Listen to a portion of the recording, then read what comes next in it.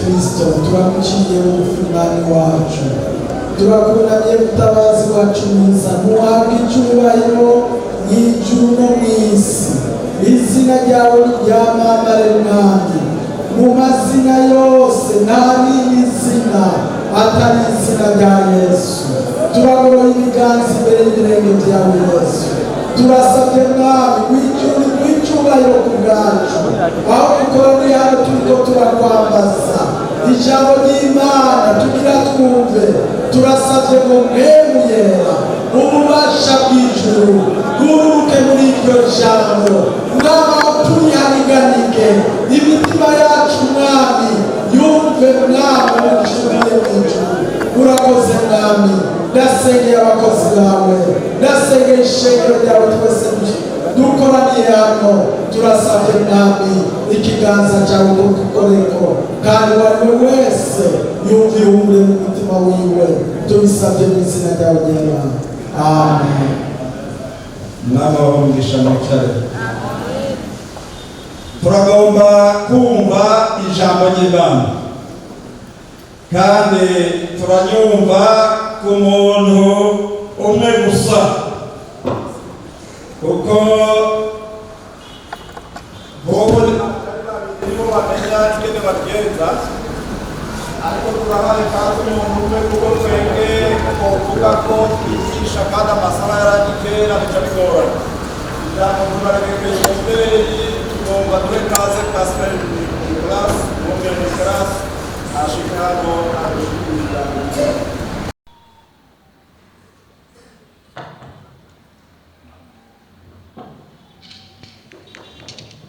Wiriwe? Good afternoon. Ndabaramutsa mu izina rya Yesu. Amahoro. Jewe ndagomba kushimira umwungere wa mbere w'ishengero Bujumbura. He has, together with the pastoral team, prepared so well. Umwungere w'Ubujumbura niwe yateguye neza cyane iyi conference yarigize iminsi hano. We always feel at home. Gihe cyose tuba turi hano twumva turi muhira. And I know that the whole church is a part of this. Kandi ndazi ko n'ishengero ry'Imana naryo nyene ryagize uruhara muri ivyo. So from the mother church in Sweden, rero kuva hariya ku ishengero ry'ubuvyeyi muri Sweden, thank you for your hospitality. Turabashimiye cyane ngene mwatwakiriye. And thank you for the fellowship. Kandi mwarakoze ku umwe dufitaniye. We belong together. Twese turabe n'umugabo umwe canke turi umwe. So I'm happy to see today nanezerewe kubona uno munsi the first guests I had in my new house. Abashitsi ba mbere mfise mu nzu nshasha yacu. This summer, me and my wife, mwiciriheze jewe uyu mwungere n'umufasoni wiwe, we moved to a new house. Barimukiye mu nzu nshasha. Barimukiye mu nzu nshasha. And can you imagine? Bega murashobora kuvyumvira ko the first guests to come to our house, abashitsi ba mbere binjiye mu nzu yacu up in Stockholm in Sweden, hariya i Stockholm muri Sweden, they came from this church. Baje bava muri ino shengero. And they are sitting here today. Kandi abo bantu bicaye hagati muri mwebwe n'umunsi. And I personally cooked food for them. Jewe ubwanje nije nagiye kwitekera ivyo kurya byo kubazimana. So was the food good? Mbega ndababaze abo yazimanye bishure, mbega bijya byo kurya bazimanye byari biryoshe.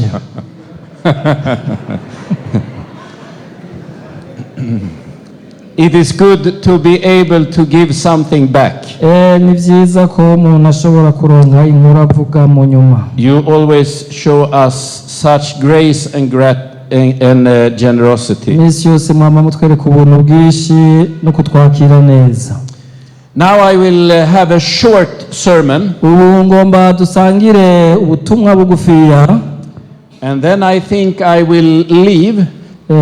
Nibaza yuko nca ndabasezera. And you will see me go away. Muraza kubona mu nyuma ko nza kugenda kumbore n'amiga atarahera. Because I have to go to Nyanza-Lake before the night. Fise urugendo rushikana hari Nyanza-Lake mw'iri joro nyene. So I hope you forgive me. nibaza yuko mumbabariye kubw'ivyo. Turasoma ijambo gimana. Matthew chapter 9. Soma ijambo ry'Imana, ubutumwa bwiza bwa Yesu Kristo ko bwanditswe Matthew chapter 9. Matayo, ubutumwa bwiza bwa Yesu Kristo ko bwanditswe na Matayo igice c'9. Verse 9 murongo w'9 to verse 13. tuza gushikana ku murongo wa 13. Ubutumwa bwiza bwa Yesu Kristo ko bwanditswe na Matayo igice c'9 tuhera ku murongo wa 9 dushikane ku murongo wa 13. Dusome mu izina rya Yesu Kristo. Yesu ahamagara Matayo. Yesu ahavuye abona umuntu yitwa Matayo yicaye aho yatoreza ikibuguro, aramubarira ati nkurikira. Ava hasi aramukurikira. Kandi Yesu acicaye mu nzu ariko ararya, haza benshi mu batoza kori n'abanyabyaha basangira na Yesu n'abigishwa biwe. Abafarisayo babibonye babaza abigishwa biwe bati, niki gitumye umwigisha wanyu asangira n'abatoza kori n'abanyabyaha? Avyumvise aravuga ati, abakomeye ntaco bagombera umuvuzi atari abarwayi. Mugende mwigira ijambo muritahure, ngo imbabazi nizo ngomba si bimazi, kuko ntaje guhamagara abagororotsi atari abanyabyaha. Now we think that Matthew is the one who wrote the gospel. Twebwe twiyumvira yuko uyu nyene Matayo ariwe yanditse iki gitabo nyene ca Matayo. It has the name from Matthew. Kuko iki gitabo citirirwa Matayo nyene. We know he was one of the disciples of Jesus Christ. Tumuzi nk'umwe mu bigishwa ba Yesu Kristo. So we sometimes think he was a good person. Rimwe na rimwe twokwiyumvira cyane twiyumvira ko yari umuntu mwiza. No. Ariko sivyo namba. He was a bad person. Yari umuntu mubi. Until he met Jesus Christ. Gushika umunsi yahura na Yesu Kristo. Now it says that he was a tax collector. Bivugwa ko yari umutoza kori. And we read about tax collectors in the Bible. Kandi iyo dusomye inkuru z'abatoza kori muri Bibiliya, is there anyone inside here who work as a tax collector? Bega hari umuntu ngaha mu ishengero yoba akora nk'umutoza kori, yoba ari umutoza kori yaje mu ishengero. Or anyone who works with the tax authorities? Canke umuntu akorera hariya muri kijya kigo gitoza amakori, bivyo gutoza amakori mu gihugu. In that case, I'm sorry for what I'm about to say. Nagomba abo bantu ndabasaba imbabazi ku byo ngiye kuvuga. Today, if you work with the tax authority, it's a good job. No musi nimba ukora muri kijya kigo cyangwa muri byo gutoza amakori, ndazi ko akazi keza. If you're a tax collector in Sweden, you are respected. Ariya muri gihugu ca Swede umuntu w'umutoza kori arubashwe. But that was not the case with Matthew. Ariko kuri Matayo siko byari bimeze. Israel was under occupation. Ico gihe igihugu ca Israeli cyari mu buja. The Romans occupied the whole land. Abaroma nibo bari bamaze kwifatira kico gihugu cyose. They had no respect for God. Abo baroma ntibubaha Imana. They did what they wanted on the holy places. Bakora ibyo bashaka byose kandi bakabikora no mu bibanza byera byitirirwa Imana. And the people hated the Romans. Nico gituma rero abisirayeli canke abene gihugu baho banka baroma. They tried to keep a distance. Bagerageza gushiraho itandukaniro ntibabegere. I do not want to be associated with the Romans. Singomba kwifatanya n'abaroma. They are pagans. N'abapagani. They do not respect God. Abo ntibigera bubahiriza canke bubaha Imana. They desecrate the holy places. Kandi bakora ibihumanye mu bibanza byera. But among the people of God, ariko hagati y'abantu b'Imana, there were a few bariho bakeya who saw the possibility babona kumbure ko byoshoboka to earn money. kugira ngo bashobore kuronka amahera. If I work together with the Romans, bakibwira bati hamwe no kwifatanya n'abaroma ngakorana nabo, I will become rich. nzocamba umutunzi. They allow me to collect the taxes, kuko bazoca bampa akazi canke banyemerera gukwegeranya amakori, and then I can take some for myself at the same time. Kuko mu ico gihe nzoca ntora nkure mwayi wanje nanje. And if people start arguing with me, kandi abantu batangura kunsonga urutoki canke bampariririza bamvuga, the Roman army will protect me. igisirikare c'abaroma kizoca kinkingira. In the time of Jesus, Mu gihe ca Yesu, tax collectors were considered the worst kind of sinners. abatoza kori nibo baboneka nk'abantu b'abanyabyaha ruhebwa. You know, everywhere you have those who lie and cheat. Murabona ahantu hose mubona abantu babesha canke bagenda bakora ibintu vy'amayeri, We can live with that. turashobora kubana nabo. And everywhere there are people who steal, Igihe hari abantu bagenda biba, that is also bad. ivyo ni bibi. Then we have other people who drink and fight. Hari abantu b'imborerwa banywa bakongera bakagwana, That is a big problem. iyo ni ingorane nini. Then we have those who are murderers. Hariho n'abandi babicanyi, We put them in prison. abo nabo tubashira muri prison canke mu ibohero. But in the time of Israel, Ariko muri ico gihe co muri Israel, in the time of Jesus, mu gihe ca Yesu, there was someone who was considered much worse than a murderer. hariho umuntu yaboneka nk'umunyabyaha karuhariwe gusumba umwicanyi. You know who? Mbega muramuzi uwo muntu? The tax collector. Yari umutoza kori. They are worst. Bari babi, bari abantu babi. So there are many things you would like to say to Matthew. Hariho ibintu byinshi kumbure wovuga kuri Matayo. I think about this. Nashobora kwiyumvira nk'uku. How come that you ended up here, Matthew? Woshobora kuvuga ngo mbega Matayo byagenze kugira ngo ushike nka. How come that you became such a bad person? Mbega byagenze gutega Matayo ngo uhinduke umuntu mubi gushika hiye. Did you start to steal as a child? Watanguye kwiba ukiri umwana muto. Did you start to lie for your parents when you were young? Mbega watanguye guhenda abavyeyi bawe ukiri umwana muto. How did you end up here? Mbega byashitse kugira ngo ushika aho ugeze uno munsi gute? Matthew, what do you think everybody else think about you? Mbega Matayo wewe wibaza ko abantu bakwiyumvira kwika aba bantu bose? Do you know what the neighbors are whispering about when they see you? Mbega urazi ivyo ababanyi bawe ngene bagenda baravuga utwongosha bajyana inzara ku bwawe? You know, when you walk at the street, Urazi ba Matayo igihe uriko uragenda mu ibarabara, people walk over to the other side. abantu baca baguhunga bakaja mu yindi nzira. They don't want to meet you. Kuko ntibashaka guhura nawe. You know that parents threaten their children with your name. Urazi ko abantu abavyeyi batakigomba kwita abana izina ryawe. If you don't obey me, I will call for Matthew. Iyo abana basigaye batinya iyo tuvuze izina rya Matayo tubabwiye ngo utanye bashaka wa mana ndahamagara Matayo. And all children starts to cry. Abana baca batangura kurira. No. Bavuga oya nuhamagare Matayo. Do you understand? Mbega muriko murantahura? This is a bad person. Uyu n'umuntu mubi. And there are so many things you would like to tell him. Namwe kumbura ibintu byinshi mwo kwifuza kubwira Matayo. You love money too much. Wo mubwira Matayo tewe Matayo uri inkunzi y'amahera irengeje. You sell your faith because of money. Waradandaje ubwizigirwa bwawe bwose kubera amahera. You turn the back towards your own people because you love money more. Warahindukiye abantu bose urabaheba kubera ukunda amahera cyane. You will never come to heaven. Wewe Matayo ntuzokwigera uja mu bwami bw'Imana. Suko muvuga. So what is Jesus saying? Mbega Yesu we avuga iki? 2 words. Yesu avuga amajambo abiri gusa. Follow me. Abwira Matayo ngo nkurikira. Only that. Ico cyonyine cyamubwira.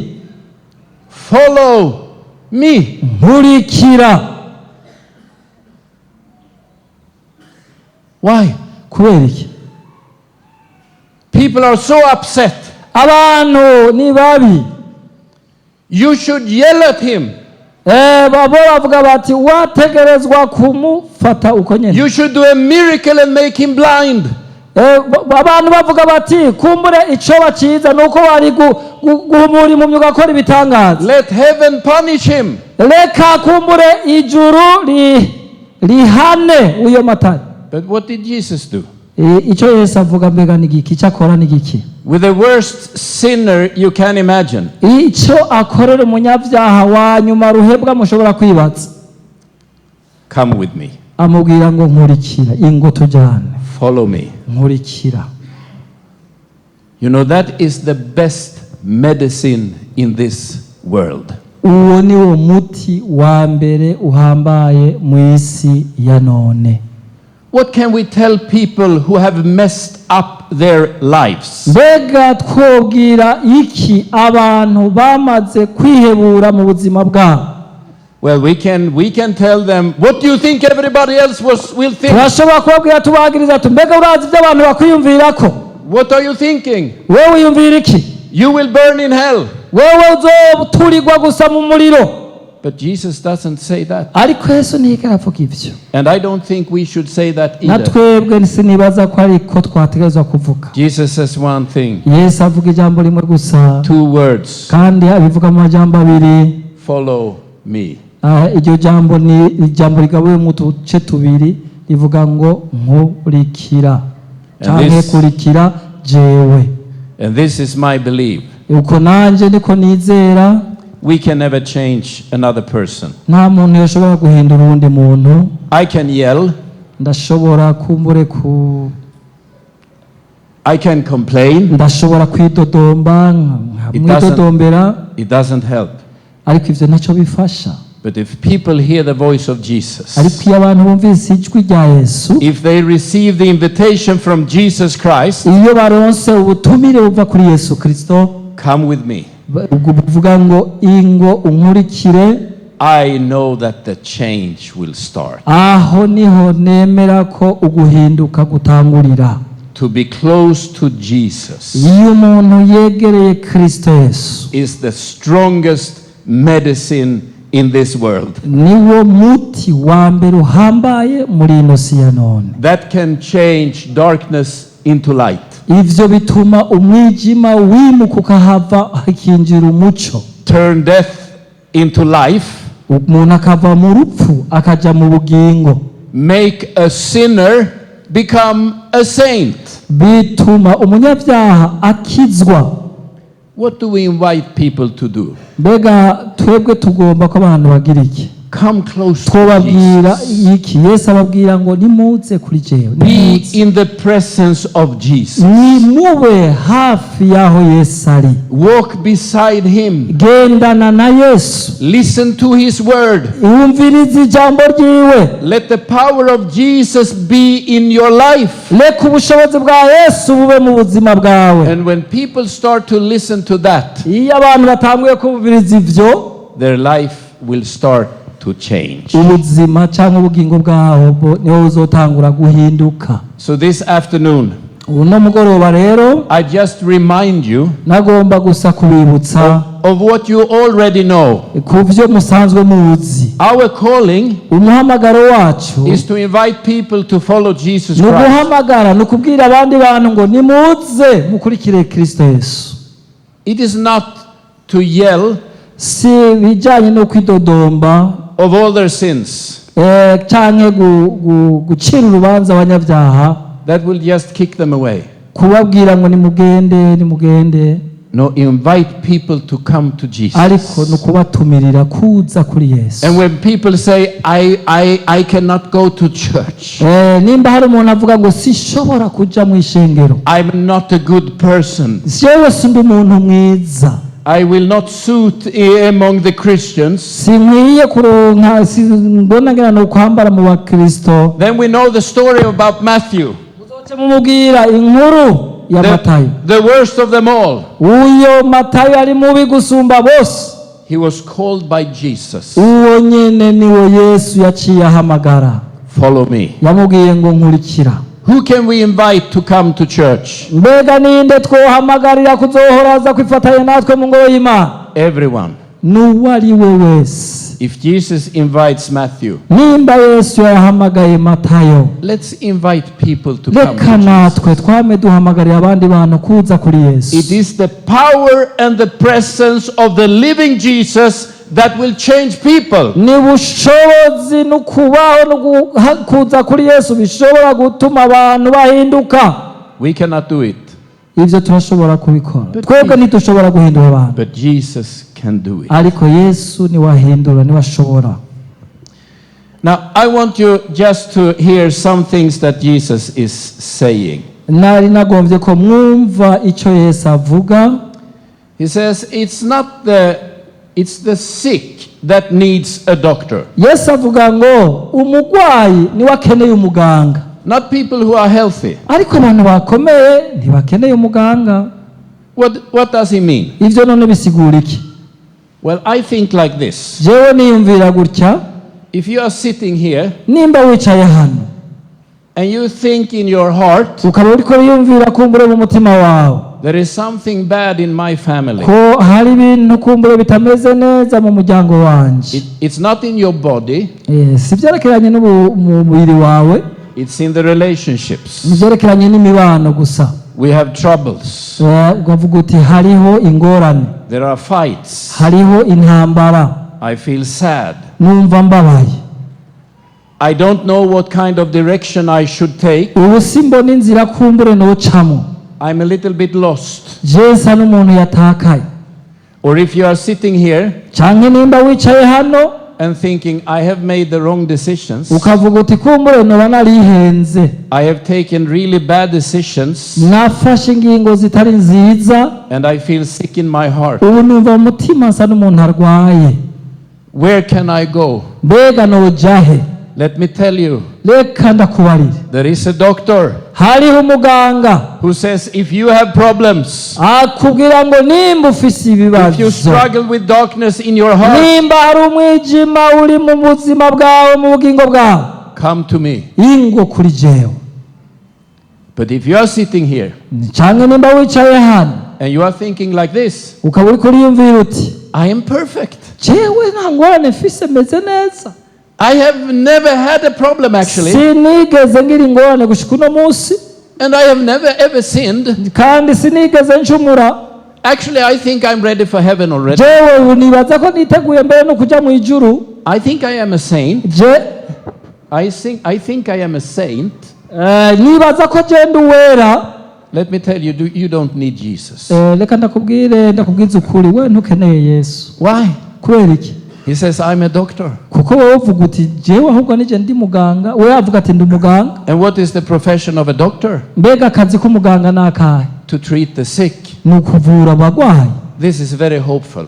Ivyo murabizi. So if you are sitting here today Nimba wicaye hano no munsi and you sense I have problems in my soul, ukavuga uti ndafise ingorane mu mutima wanje, I struggle with sin in my life, ndafise ibyaha ndiko ndagwana navyo mu buzima bwanje, we have problems in the family, turafise ibibazo mu muryango, I have so many things I am so uncertain of, ndafise ibintu byinshi binkikije ntabona ko murengana nzobisohokamwo, then I want to tell you, reka ndakubarire nti you have an appointment. urafise uwagutumiye. There is a doctor for you, Hariho umuganga kuri wewe, and that doctor is Jesus uwo Christ. muganga yitwa Yesu Kristo.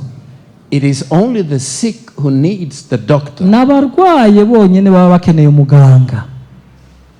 So that's why I love to go to church. Nico gituma je nkunda kuja mu rusengero, There is space for me. kuko hariho ikibanza ciwanje, And Jesus invites people who struggle in life. kandi aho niho Yesu atumirira abantu bafise ibibazo mu buzima bwabo, Come to me. akababwira ngo ingo kuri jewe. You know, I came home from Africa a couple of years ago, Murazi igihe nasubira muhira mvuye ino muri Afrika hakize imyaka kanaka, and I had some fever, nashitse numva mfise ibintu vy'inyonko canke vyo gushuha, and I didn't feel well at all.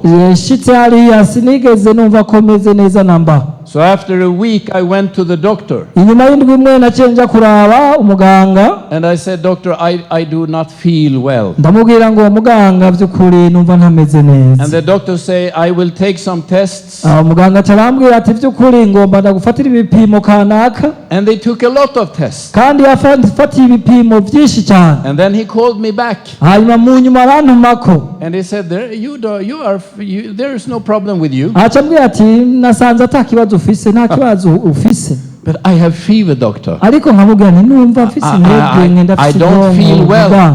siniyumva komeze neza. But he looked at me and said, all the tests are fine. ariko akasubira kandi bakambwira aterega ibipimo byose twafashe ni byiza nta ngwara byerekana. You can go home. genda muhira. So I went home again. hanyuma ngenda ji muhira bugira kandi. But I was so sick. ariko nshitsi muhira naragwaye birakomera. I lost almost 10 kilos. ndatakaza ibiro bishika kuri 10. And that's when I started to grow the beard. murabona ko ubwanwa bwanje ariho butanguye gukura. I had to fill out. ntegerezwa kubureka uko nyene. And after a month, my wife said, inyuma y'ukwezi kumwe mufasoni we aramubwira ati now you go back to the doctor. ambwira ati ubu birakenewe subira ku muganga. So I went to the doctor. ndasubira ku muganga. And they took more tests. baca basubiramwo barafatira ibindi bipimo byinshi. And then they called me back. hanyuma mu nyuma basubira barantumako. And then the doctor said, umuganga rero aca aravuga ati you have a parasite in your body. hariho ibintu twokwita amaparazite biri mu mubiri wawe. And I said, what can I do? ndamubaza none nokora iki? I am sick, you are the doctor. jewe ndi umugwaye nawe uri umuganga. And the doctor said, here I have 4 pills. aca avuga ngo mfise ibinini 4 gusa. Not those pills though. ariko siba ariko araberekana mba n'ibindi. So he gave me 4 pills. aca ampa ibinini 4. And I said, what shall I do? ndamubaza ngo ibi none ndabikoze iki ngira iki? You take all 4 directly. aca ambwira ngo bimirire icyarimwe. And within 72 hours, hanyuma amasaha 72 atarahera you will be healed. uzoba wamaze gukira. Okay. hama aca aranezerwa avuga ati okay. What do you do? mbe uca ukora iki? I obey the doctor. naciye nubahiriza ibyo umuganga ambwiye. You agree? mbega namwe niko muvyumva? If the doctor say, take the pill, umuganga akubwiye ati fata ibinini, what do you do? mbega mukora iki? Yeah. I took the pill. na jewe nafashe ibyo binini. And 72 hours later, hanyuma inyuma y'amasaha 72 I felt in my body, anje ntangwa kumva mu buzima bwanje I am healed. ko nakitse. And now I'm fat again. wabona ko ubu nasubiye kugira kuvyibuha. Sometimes, ibihe bimwe the only thing we can know, hariho ikintu kimwe tubwirizwa kumenya. there is something wrong with me. iyo hari ikintu kitagenda neza kuri wewe, kuri jewe, But we don't know what it is. utazi icarico. That's how it was for me when I came from Africa. ivyo nivyo vyambaye ko igihe nava nari nsubiye inyuma mvuye muri Afrika. But I believe that is also true spiritually. ivyo nibaza ko ariko bimeze no mu buryo bw'imwemu. You can feel spiritually. ushobora kwiyumva ko uri umuntu w'imwemu ameze neza. There is something that washobora isn't good in kwiyumvamo my mu life. buryo mu bw'imwemu ukavuga uti kumbure sino hari ikintu kitagenda neza mu buryo bw'imwemu. But I'm not sure what it is. ukavuga uti ariko sinumva neza, sindavyumva neza, sindi sure ivyo ari vyo. What are you supposed to do? mbega woca ukora iki muri ico gihe? Go to the doctor. genda ku muganga. And who is the doctor? mbega uwo muganga ninde? uwo muganga ninde? Amen. Amen. You go to Jesus genda kuri Yesu, and you let him treat you. reka kandi umwemerera kuvure. If you struggle with darkness, nimba uri kuragwana n'ibihe by'umwijima, come to Jesus. ingo kuri Yesu. If you struggle with anxiety, nimba uri mu bihe byo kujingitwa canke ibintu bikuzungagiza, come to Jesus. ingo kuri Yesu. Let the power of Jesus come upon you. reka ububasha bwa Yesu bugukize. Now I know 2 medications ubu ndazi imiti y'ubwoko bubiri that usually works. yamikora. We find them in Acts chapter 2. iyo miti tuyisoma mu cete canke mu vyakozwe n'intumwa igice ca kabiri. Acts chapter 2, vyakozwe n'intumwa igice kigira kabiri, verse 37 to 39. n'umurongo wa 37 gushika ku murongo wa 39. Acts chapter 2, ivyakozwe n'intumwa igice kigira kabiri, verse 37 to 39. umurongo wa 37 gushika ku murongo wa 39. Usome mu izina rya Yesu Kristo. Benshi bahindukirira Imana bumvise ivyo bibacumita mu mitima, babaza Petero n'izindi ntumwa bati, bagabo bene data, mbega tugire dute?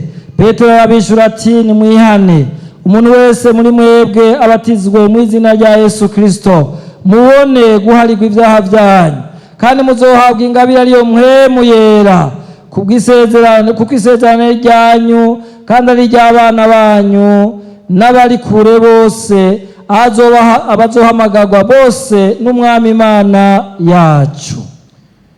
Do you remember when I went to the doctor? Mbega muribuka vyo nababwiye igihe nagenda ku muganga? He gave me 4 pills. Yampaye ibinini 4. 4. gusa. Let me give you 4 of the gospel pills. Reka nanje ndabahe nk'ibinini 4 bivugwa mu butumwa bwiza. Number 1, icambere, repent. ihane. Number 2, ikigira kabiri, be baptized. ubatizwe. Number 3, ikigira gatatu, let your sins be forgiven. reka ivyaha vyawe bice bibatizwa biharirwa rero. Number 4, ikigira kane, let the Holy Spirit fill your heart. reka mpwemu yera kuzure. Those are the treatments uwo n'umuti, uwo niko kuvurwa that the heavenly doctor prescribes. uwo niyo miti umuganga wo mwijuru akwandikira. And to repent, kugira ngo wihane, it's actually to turn to Jesus. nuguhindukirira Yesu Kristo. Baptism you know about. ivyerekeranye no kubatizwa murabizi. Let your sins be forgiven in the name and the blood of Jesus Christ. reka ivyaha vyawe biharirwe mu izina rya Yesu kandi bikurweho n'amaraso ya Yesu. Let the past be the past. reka kahise kitwe kahise. You can walk away forgiven and cleansed urashobora kuva muri ivyo and receive the Holy Spirit. ukakira mpwemu w'Imana. Now sometimes, igihe kimwe canke ibihe bimwe, even though I am umwungere wa mbere w'ishengero Philadelphia, even if I'm a senior pastor of Philadelphia, I need to repent. naje ubwanje biransaba ko nihana. I need to turn again. hari aho bisabwa ko nsubira ku musaraba wa Yesu, To Jesus. nkagaruka kwa Yesu.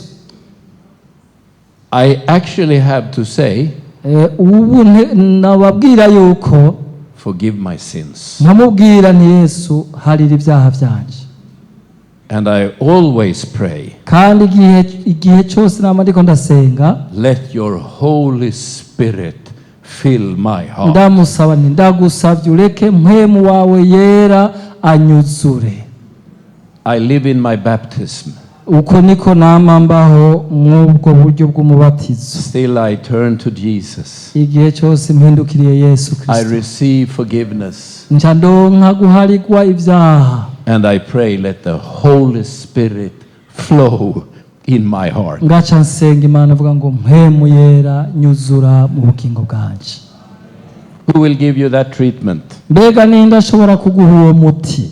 Jesus. Yesu Kristo. What is the invitation? mbega umutumira guha nawe nuwuhe? Follow me. akubwira ngo nkurikira. No matter what problem you have, ntacyo bitwaye ingorane ufise, no matter your difficulty, ntacyo bitwaye ibibazo uri kuracamwo, no matter what sin you are struggling with, ntacyo bivuze mbere n'ibyaha wakoze. follow me. ngo nkurikira. He will give you the pills. araguha umuti ugukiza, araguha bya binini, They will start to work in kandi your ibyo life. binini uwo muti uca utangwa gukora mu buzima bwawe, And spiritual health will come. kandi ubuzima bw'impwemu bumeze neza buca butangura kuza. Let's pray. reka dusengere hamwe.